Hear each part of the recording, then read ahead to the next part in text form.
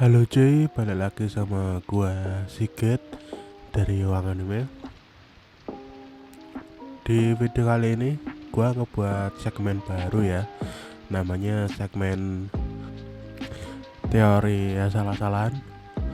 Oke, ini teori asal-asalan gua ini ngabungin antara manga kok manga sih?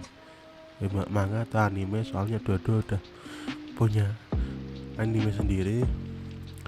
Hubungan antara manga komisan sama manga Onisan wa Oshimai. Oke, kita pertama aku jelasin ya kedua manga ini ceritanya gimana, baru nanti kita ke konklusi kenapa ini bisa ada hubungannya di mataku. Oke, pertama-tama manga komisan ini ya, ini menceritakan tentang gadis bernama Komisan. Si Komisan ini tuh dia itu punya masalah kesulitan berbicara ya. Ada namanya apa gitu, lupa aku. Pokoknya dia kayak punya kesulitan buat berbicara. Tapi dia itu punya kelebihan. Dia itu ceritanya cantik banget. Ya karena ini anime nggak terlalu jelas bedanya itu. Pokoknya intinya ceritanya itu dia tuh cantik banget. Kata yang semua orang itu kalau lihat dia tuh suka gitu. Nah, ceritanya dan komedinya yang di awal itu gimana semua orang bisa menerima keadaan Komisan dan masih bisa mengidolakan Komisan walau dia ini orangnya itu pendiam banget tuh. Di tahap sampai pas disuruh baca paragraf di kelas itu dia nggak ngomong apa-apa gitu, cuma diem gitu. Tapi dia tetap disukai banyak orang, tetap diidolakan banyak orang gitu. Dan mari kita pindah ke Onisan wa Oshimai. Ini ceritanya genrenya gender bender ya. Maaf kalau aku nggak terlalu bisa jelasin ini, soalnya aku nggak terlalu mendalam, nggak terlalu aku nikmati, soalnya aku nggak terlalu suka gender bender ya. Jadi ceritanya ini ada kakak adik laki-laki dan perempuan tentunya awalnya. Dan si kakak itu dia itu sudah kayak lelah, bosan gitu dibanding-bandingin sama adiknya yang cerdas, sempurna, cantik mungkin. Dan karena masalah itu dia terus jadi hikikomori, karena dia kayak merasakan kalau dia nggak akan bisa sebaik adiknya gitu, nggak akan disenangi sama orang seperti adiknya. Sampai satu saat adiknya membuat ramuan yang bisa ngerubah dia menjadi cewek. Dan ceritanya itu dimulai saat dia berubah jadi cewek dan semua orang-orang mulai menyukai dia, atau ya itu sih ceritanya gitu. Dia mulai punya teman, dia mulai berhenti hikikomori gitu. Dan bahkan sampai akhir season 1, ini spoiler ya btw. Di season 1 itu endingnya itu dia lebih milih buat lanjut jadi cewek gitu, karena dia pikir lebih menyenangkan jadi cewek gitu. Dia punya banyak teman, dia lebih dihargai gitu. Nah, mari kita lihat ini baru ke inti videonya. Apa hubungannya Komisan sama Onisan wa Oshimai? Jadi gini cuy, pasti kalian pernah lihat kayak di internet gitu, kayak perbandingan kehidupan cowok sama kehidupan cewek gitu, atau meme kayak ada cowok megang cewek itu seksual harassment, tapi kalau cewek megang cowok itu namanya flirting gitu-gitu. Nah, ini tuh menegaskan gitu. Mungkin orang yang sekarang Mungkin ya, aku nggak tahu sih. Aku bahkan sama temenku gitu kadang kalau hari weekend atau hari kita udah gak kerja gitu, kita main game di Discord gitu, udah ngantuk, udah banyak kalah gitu kan, biasanya ngobrol ngalor kidul gitu kan. Ya tuh pernah sekali aku ingat itu bahasanya, dia tiba-tiba nyeletuk gini, misal lu diinkarnasi jadi cewek, lo mau nggak gitu. Nah terus gue mikir kan, nggak, aku nggak suka gitu kan. Terus dia bilang gini, oh kalau aku mah iya iya aja. Terus aku tanya, lah kok bisa kan.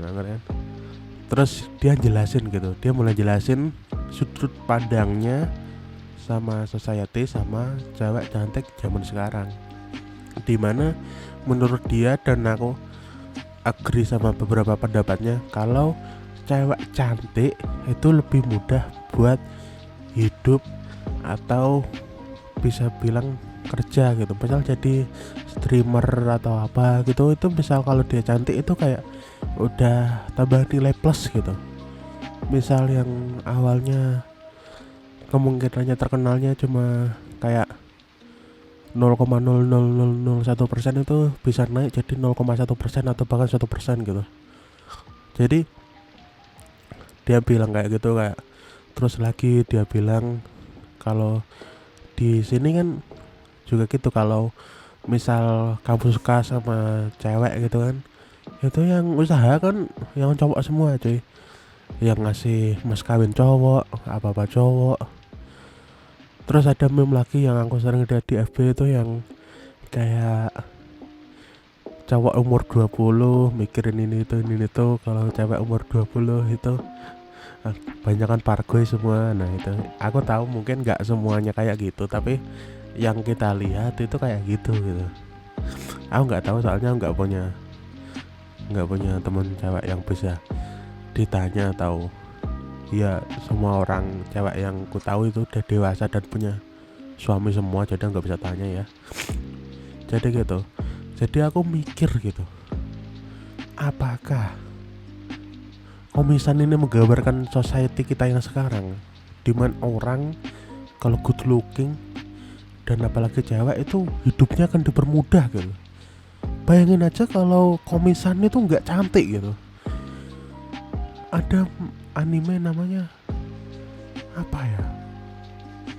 Oh iya, judulnya Wata Mote. Nah Wata Mote, iya ya. Misal komisan itu nggak cantik, itu dia itu jadinya kayak anime Wata Mote ini cuy. Wata Mote ini juga nyeritain cewek yang nggak bisa banyak sosialisasi gitu, tapi dia itu jelek gitu, gitu. Jadi di anime ini itu kita bakal didorong dengan rasa kasihan kepada si cewek ini gitu, karena ketidakberuntungan dia yang disebabkan oleh wajahnya yang jelek gitu.